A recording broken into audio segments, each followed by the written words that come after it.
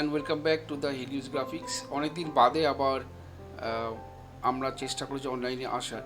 তো আজকে যে বিষয়টি নিয়ে আলোচনা করব সেটি হচ্ছে একটি খুব গুরুত্বপূর্ণ ব্যাপার, যে 50 বছর বয়স হয়ে গেলেই গ্রাফিক ডিজাইনার বা ইউএক্স ডিজাইনার যারা আছে তারা প্রত্যেকেই কিন্তু অবসলিউট হয়ে যাচ্ছে মার্কেট থেকে।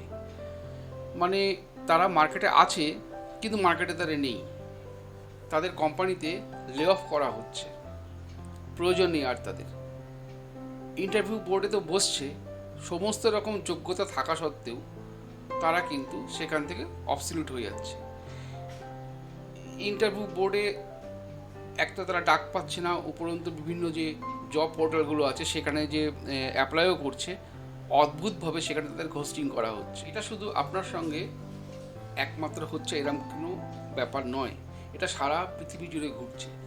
যারা ওয়েব ডিজাইনের সঙ্গে আছে বা যারা ইউএক্স ডিজাইনে কনভার্ট করেছে তাদের কিন্তু বৃদ্ধি 8% করে ঘটছে, 8%। একজন সাধারণ ডিজাইনার যেখানে সারাদিন ধরে বসে একটা পোস্টার বা ব্যানার বানাচ্ছে, সেখানে এআই কয়েক সেকেন্ডের মধ্যে আপনাকে ব্যানার বা অন্যান্য যে সমস্ত বেসিক আর্ট ওয়ার্ক যেগুলো আছে সেগুলো ও বানিয়ে দিচ্ছে। তার মানে আপনি রিপ্লেসেবল। এবং এটাও কোয়েশ্চেনেবল যে আপনাকে কেন তারা সারাদিন কাজ করার জন্য মাস গেলে বেশ একটা ভালো অঙ্কের টাকা পারিশ্রমিক দেবে, যেখানে মাত্র কয়েক সেকেন্ডে এআইকে দিয়েই সেই কাজটা হয়ে যাচ্ছে।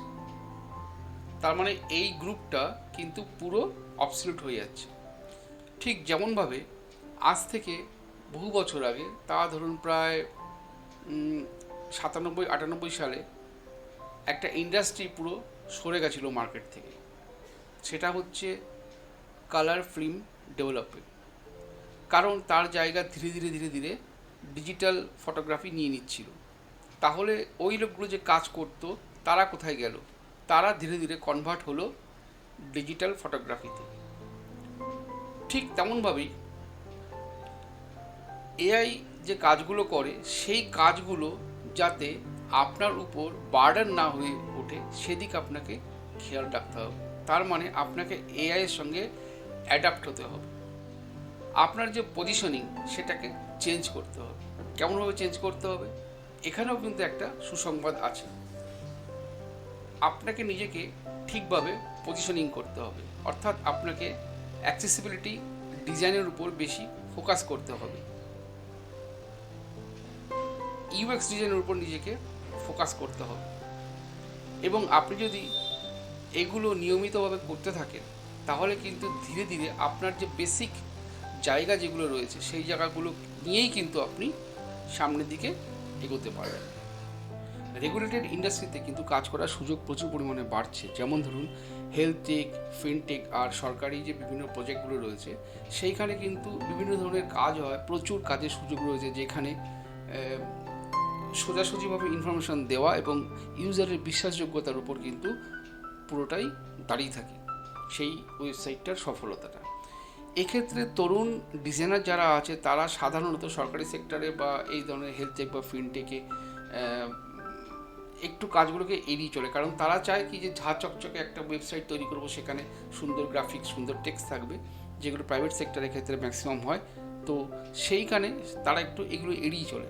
কিন্তু এইখানে একজন সিনিয়র ডিজাইনার, তার যে ধৈর্য, ডকুমেন্টেশন করার ক্ষমতা আর ডিটেলের প্রতি মনোযোগ, অর্থাৎ অ্যাটেনশন টু ডিটেল বা এটিডি, এই কাজগুলো কিন্তু একজন ডিজাইনারের বয়সের সঙ্গে সঙ্গে গ্রো করতে থাকে। এবং এখানে আপনার WCAG বা GIG W3.0 যেরকম একটু আগেই সেটার ফুল ফর্ম নিয়ে আলোচনা করেছি, যে এই জিনিসগুলো কিন্তু আপনাকে শিখতে হবে। এবং guidelines for Indian government websites and apps বা GIG W3.0 এগুলো শিখুন। এবং এগুলো শেখার ফলে বিভিন্ন গভটেক, ফিনটেক এবং হেলথ টেক যেগুলো হচ্ছে সেগুলোতে আপনি নিজে ইউএক্স কন্টেন্ট স্পেশালিস্ট হিসাবে কিন্তু নিজেকে পজিশন করতে পারবেন। এক্সিকিউটিভরা প্রচুর ডেটা বানায় এবং সেগুলোর মধ্যে তারা ডুবে যায়, সেখান থেকে ডেটা ফেচ করতে গিয়ে, বার করতে গিয়ে। কারণ তারা এআইকে কমান্ড দিচ্ছে, এআই সেখান থেকে একটা ডেটা বানিয়ে দিচ্ছে এবং সেগুলো পড়তে এবং বুঝতে রীতিমতো কষ্ট হয়। সেখানে আপনি আপনার ভিজুয়ালাইজেশন স্কিল দিয়ে সেই ডেটাগুলোকে সুন্দরভাবে সাজিয়ে দিলে সেটা কোম্পানির বিজনেসের পক্ষে বা প্রেজেন্টেশনের ক্ষেত্রে বা যখন টিম মিটিং হচ্ছে আলোচনার ক্ষেত্রে প্রভূত উপকার করে। কারণ ডেটা তো আছে, কিন্তু সেটাকে যদি সুন্দরভাবে লোকে পড়তে না পারে, ক্লায়েন্ট যদি পড়তে না পারে, তাহলে সেটার মূল্যটা কী থাকছে। তো সেই জন্য আপনি নিজেকে ডেটা ভিজুয়ালাইজেশন এক্সপার্ট বা বিআই, বিজনেস ইন্টেলিজেন্স এক্সপার্ট হিসেবে নিজেকে কিন্তু পজিশন করতে পারেন। তো এটাও আপনার ক্ষেত্রে একটা নতুন ক্যারিয়ারের একটা মোড় হতে পারে। তার মানে হলো যে ভিজুয়াল স্কিল আর ব্যবসায়িক মূল্য এই দুটো কিন্তু একসাথে হাত ধরাধরি করে চলছে, কোনোটাই ফেলে দেওয়ার মতো না। তা আপনার স্কিল সেটাও কিন্তু ফেলে দেওয়ার মতো নয়।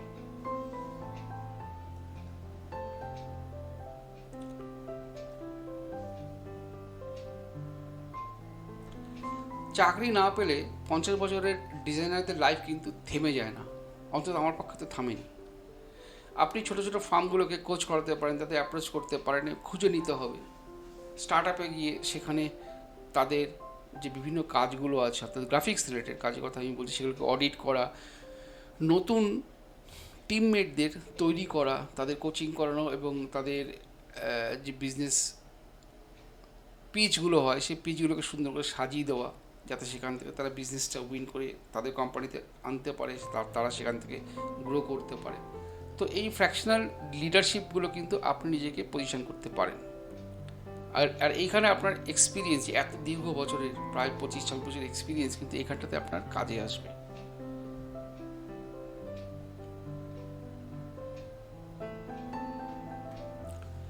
তো এটা তো বোঝা গেল যে ক্যারিয়ারের পরের ধাপ শুধুমাত্র চাকরি নয়, সেখানে নিজেকে কোচ বা মেন্টর হিসাবে নিজেকে পজিশন করা। বেশিরভাগ সিনিয়র ডিজাইনাররা বসের সঙ্গে সঙ্গে যত এক্সপিরিয়েন্স বাড়তে থাকে তত তারা চুপচাপ হয়ে যান, ততই তারা একটু ডিটাচড হয়ে যান। তারা ভাবতে শুরু করেন যে আমার আর অভিজ্ঞতার কোনো দাম নেই, আমাকে দিয়ে আর কিছু হবে না, বা জুনিয়ররা আসছে, ইয়াং ব্লাড। তো এটা ভুলে গেলে চলবে না যে আপনার অভিজ্ঞতার উপর ভিত্তি করে কিন্তু কোম্পানি আজ এত বড় গ্রো করেছে, এত বড় তার টিম হয়েছে, বা আপনি এই পজিশনে এসেছেন। তো সেই জন্য আপনাকে কী করতে হবে যে সমমনস্ক সিনিয়র ডিজাইনারদের নিয়ে আপনার গ্রুপ তৈরি করুন, সেখান থেকে আপনারা লিড জেনারেট করুন, একটা ফ্রি ওয়েবিনার করুন বা একটা গ্রুপ বানান, যেই গ্রুপটার মধ্যে আপনারা এই সমমনস্ক বা সমবয়স্ক যে ডিজাইনার, সিনিয়র ডিজাইনার আছে, তারা ডিজাইনের বিভিন্ন দিক নিয়ে, বিভিন্ন আপকামিং ট্রেন্ড নিয়ে সেখানে আলোচনা করতে পারেন। সেখানে এআই কীভাবে কাজ করছে বা এআই থেকে কীভাবে সাহায্য নেওয়া যেতে পারে সেইগুলো নিয়ে আলোচনা করুন। এবং এই নিজেদের স্কিল আপ করার ক্ষেত্রে এইগুলোকে আপনারা যে এক্সপিরিয়েন্সের মধ্যে দিয়ে যাচ্ছেন, আপনারা যে ইন্ডাস্ট্রির সঙ্গে নিজেকে খাপ খাওয়াচ্ছে, সেটাকে একটা কেস স্টাডি হিসাবে প্রকাশ করুন। কেস স্টাডি অর্থাৎ অ্যাক্সেসিবিলিটি কী জানলেন, বা ইউএক্স অপারেশন নিয়ে কী জানলেন, বা ডেটা ভিজুয়ালাইজেশন করতে আপনি কী জানেন, সেইগুলোর একটা কেস স্টাডি বানান। আর যেরকম শুরুতেই বলেছি যে একটা ইন্ডাস্ট্রি আর একটা ইন্ডাস্ট্রিকে রিপ্লেস করে, এটা যেমন ঠিক, আবার এটাও ঠিক যে সেখান থেকে অনেক রকম অপশানস তৈরি হয়, কেরিয়ার অপশানস। ধরে নিন এটাও একটা কেরিয়ার অপশন তৈরি হচ্ছে, and survival for the fittest. তো নিজেকে আপডেট করুন, এগিয়ে চলুন। 50 বছরে সব কিছু কিন্তু শুরু করতে পারা যায়, এখানে শেষ বলে কিছু নেই। নিজেকে যে পজিশনে ভাববেন, নিজেকে সেখান থেকে আপনি শুরু করতে পারবেন। অন্তত আমি নিজেকে সেভাবে শুরু করেছি বা করছি এখন। ট্রেন্ডকে নিন, ট্রেন্ডের সঙ্গে চলুন, এআইকে নিজের বন্ধু হিসেবে ভাবুন। কারণ রিসার্চের পার্টটা আপনি এর উপর ছেড়ে দিন, যে আমি এই প্রোডাক্ট ডিজাইন করবো, এর মার্কেট কী আছে, এর টার্গেট অডিয়েন্স কী আছে, এর গ্রহণযোগ্যতা কী আছে, এই যাবতীয় জিনিস আপনি এআইয়ের উপর ছেড়ে দিন, সে রিসার্চ করে দিন। আপনি তারপর থেকে কাজটা শুরু করুন, তাতে আপনার কাজে গতি আসবে, আপনার কাজে ভ্যারাইটি আসবে, এবং মডার্নাইজেশনের ছোঁয়াও কিন্তু সেখানে থাকবে।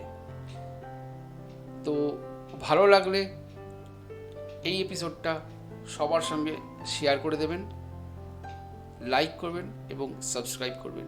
আর মনে রাখবেন একটা কথা, যে 50-এই কিন্তু শুরু হয়, এবং শেখার মানসিকতা যতদিন থাকবে, শারীরিক বয়স বাড়লেও আপনার মনের বয়স কিন্তু বাড়বে না, কারণ আপনার অভিজ্ঞতাই হচ্ছে ট্রেন্ড সেটার। ধন্যবাদ, নমস্কার।